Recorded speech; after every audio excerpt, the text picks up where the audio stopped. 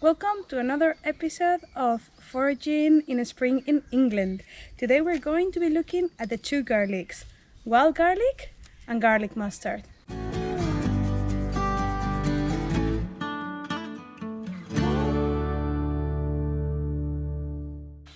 Now this is garlic mustard. It has a very distinctive garlicky aroma, but it's not from the family of the garlic. It is from the family of the mustard, like the cabbage. And the parts that are edible are the flowers and the young leaves. The older leaves tend to be very bitter, so we're not going to collect it. We're going to collect some of the youngest leaves and some of the flowers. It has a lot of different medicinal properties. One of the most important ones is the antiseptics. So it's been used to make mouthwash for mouth ulcers and things like that, or to apply in wounds to disinfect them. You can make with it a hot drink, and it helps with digestion and with the stomach problems as well. Let's get harvesting. We want to collect the top of the plants because it's where the flowers and the younger leaves are. These ones have been eaten. And just make sure each time you collect, you obviously leave some flowers so the plant can reproduce. However, this is known to be more of a weed, so it reproduces very quickly. So it's not a problem if you kind of harvest a lot of it. While walking and collecting garlic mustard, I've been lucky enough to find a small specimen of chicken of the woods. Chicken of the woods is a mushroom that grows in spring and summer, normally in oaks and beech trees. I took a little bit of it and left a bit on the fall tree just so it can reproduce and grow more. And well, I thought I just mentioned it in the video. It's a bit early, so it was very young, the mushroom itself, but it's been quite warm, so some of them are a bit early than normal. And I think normally I cooked it with garlic and butter, so I think I'm going to cook it with mustard, garlic and butter today. See how it tastes. Today we're also going to be talking about wild garlic. Haven't it planned, but I happened to find some on the path. So I will research a bit more when I get home about it, and we will talk about both garlics, mustard garlic and wild garlic. These are our foraging finds today. We have wild garlic, garlic mustard, and a little bit of chicken in the woods. That is like the extra. I am not going to use them immediately, so I'm going to put them in water so they last fresh and nice for later when we start cooking. The two garlics, how exciting! So I did look a little bit into garlic mustard before going out, but I haven't really looked into wild garlic yet because I wasn't expecting to find it and it was just a surprise. So what we're going to do now is we're going to research both and find their properties and decide to do something with them, maybe together, maybe separately. I would like to try them separately in something and maybe together in something else. We'll see what we get. We're going to start with garlic mustard, which is also known as Jack by the Edge. Its scientific or botanical name is Aliaria petiolata. And unfortunately, it doesn't appear in my natural healing book. I'm a bit disappointed about that. But don't worry, because as you know, I just started a Foraging in Spring course that is delivered by Robin Harford, who is very well known in Britain for his foraging knowledge. And in here, we can find a lot of information about its history of medical uses. The modern herbal medicine is considered an anti-asthmatic and antiseptic, which indicates it can be used for bronchitis and for asthma, and also for bites and stings, encouraging sweating and healing wounds such as ulcers, and is also recommended for eczema, neuralgia, rheumatism and gout. It is used to warm the stomach, a preparation of the leaves, and aid digestion, as we said before, and the juice is antibacterial and can be boiled with honey to treat coughs and phlegm. Very interesting. It is a member from the mustard family. It does not have nothing to do with the garlic, even though it's called the garlic mustard. The name, it comes from its very peculiar smell.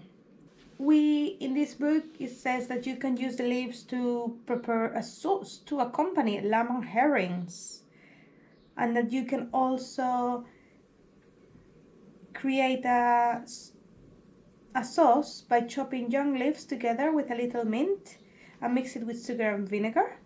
And the young leaves can be eaten fresh in spring and summer, added to salads again. I heard about the Jack by the Edge, about garlic mustard, that some people put it in sandwiches. So I think I'm going to put it in sandwich to see how it tastes. This is our little knowledge of garlic mustard. Let's go and find something about wild garlic. Again, this wild garlic doesn't appear in my natural healing. That's very disappointing, because when I look into the information of my course, this plant is basically amazing. It was chosen in 1992 as Plant of the Year by the Association and Protection of and Research of European Medicinal Plants, and it's been used since long, long ago in history, especially in Great Britain, Ireland and Wales. So it's quite amazing. It has many properties. Let me find you a good paragraph to read that summarize it. So it's not only a heart protector and a blood purifier, it also cleanses and improves digestion. It's good for skin disorders such as acne, eczema, and fungal infections, for stomach problems such as diarrhea, colic, gas, indigestion, and loss of appetite, and it boosts the body's immune system. It can also be used as an aid to weight loss. The Bruce plant releases a chemical called allicin that acts against microorganisms. Allen and Hatfield suggest this supports its use in herbalism for coughs, colds, flus, and sore throats. It is basically amazing. It's very recommended for doing a stomach tonic. It will improve the flow of bile and increase urination. Its stimulating expectorant and antiseptic properties also make it a useful herb for catarrh and other conditions related to the mucus in the body. It can be used to relieve cramps, abscesses and boils, retrieve rheumatism and arthritis. It's amazing. And the way that they, as a healing herb, the way they recommend it to use it is drinking it as a tea or taking it as a macerated oil. For example, putting the leaves in olive oil and let it macerate. You can also eat it raw in salads and sandwiches. Fantastic. And the good thing that it has over his cultivated cousin, is that even though it has a very strong aroma, it doesn't have such a strong flavor, and it will not leave you with a garlic breath. Awesome! Wild garlic is awesome. Okay, now recipes. There are recipes galore. You cannot go wrong apparently here. So many options of things you can do. Thank you, Robin, for all that information. That was amazing. What are we going to do? Well, we found a piece of chicken of the woods, didn't we? So obviously we're going to have to cook some of that wild garlic with the chicken of the woods. That's going to be nice.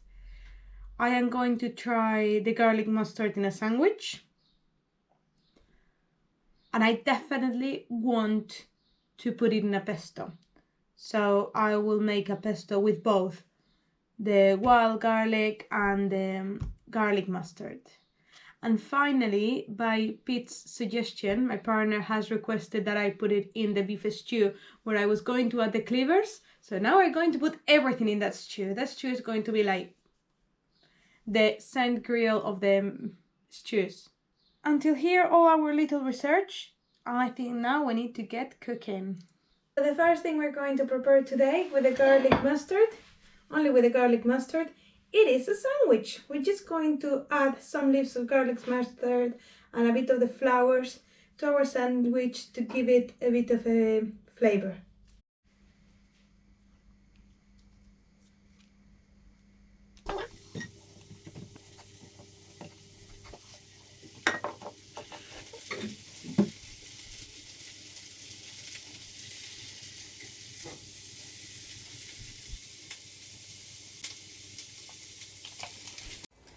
The moment of the truth.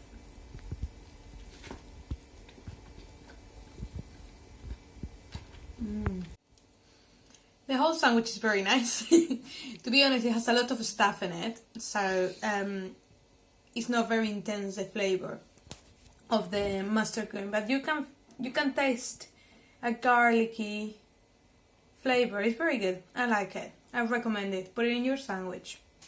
So for this recipe, I'm just going to use my chicken of the woods and a little bit of wild garlic. The chicken of the woods is obviously a wild mushroom. So what I'm going to do is I'm going to brush it. I don't want to wash it with water because once they get wet, they absorb a lot of humidity. And it's very difficult to dry them again. And they will never go crunchy. And they will change the texture when you cook them.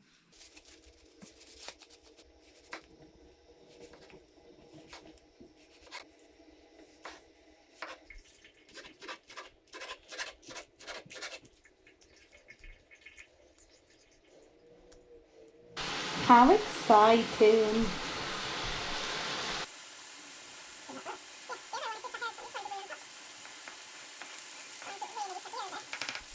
Yeah. Yes. Yes. Yes. This is on everything, yes?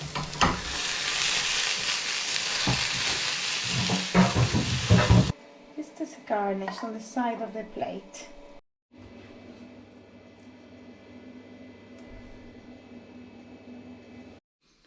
Let's try this chicken of the woods with wild garlic garnish. It's very nice. The fried wild garlic is delicious, actually. We're about to start to make our pesto, our wild garlic and garlic mustard pesto. But before we start, I want one more ingredient, which is parsley. For this beautiful pesto recipe, we're going to need 60 grams of pine nuts. We're going to toast. At the moment they are untoasted. A little bunch of curly parsley, a big bunch of wild garlic leaves, which have been washed already, and a medium bunch of garlic mustard. Then we're going to add 40 grams of, it's not Parmesan cheese, it's pecorino. So I was reading, and apparently some people recommend pecorino for pesto. Black pepper, salt, and olive oil. This is beautiful olive oil from Spain. So mixing these all ingredients together, we're going to end up with a delicious pesto that I will have for dinner today. We're going to make this pesto using the pestle and mortar, which in Spanish we call mortero. And we're going to start adding the wild garlic leaves. I'm just going to cut them a little bit. Put them in there. Now I'm going to add the mustard leaves. Lovely. We need to toast the pine nuts. Let's put this very hot.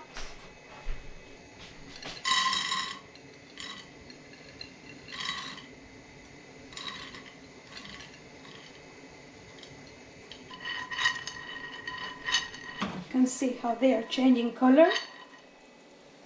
We don't want them to get burned, So careful there.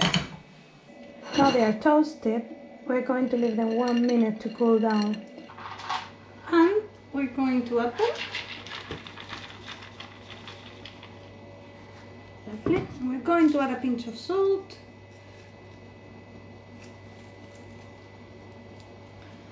And we're going to start working with the pesto, pressing and rotating it, pressing and rotating it.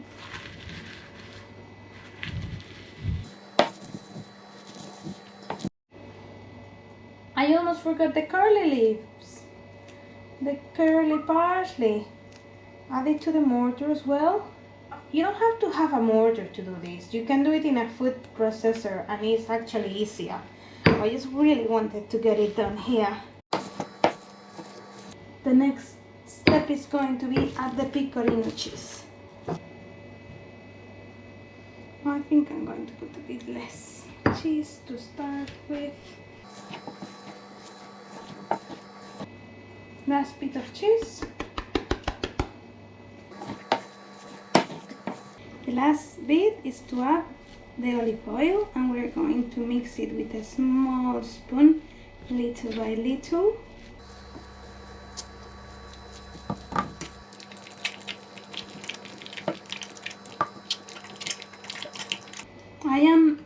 I'm doing a big amount of pesto, so you can just use a reduced portion of this recipe. I'm adding 150 milliliters of oil to this mixture.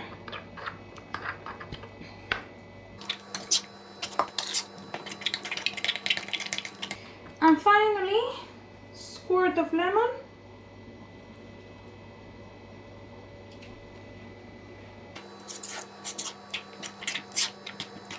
And this is your wild pesto.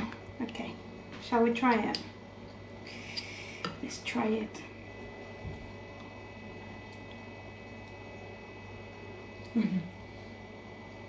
That is very nice. Toasted nuts make it a little bit sweeter, which is good because the wild garlic and the garlic mustard are obviously not as sweet as basil. And it's a bit more of salt, a bit more lemon juice, but it is very nice. Another spoon now, obviously.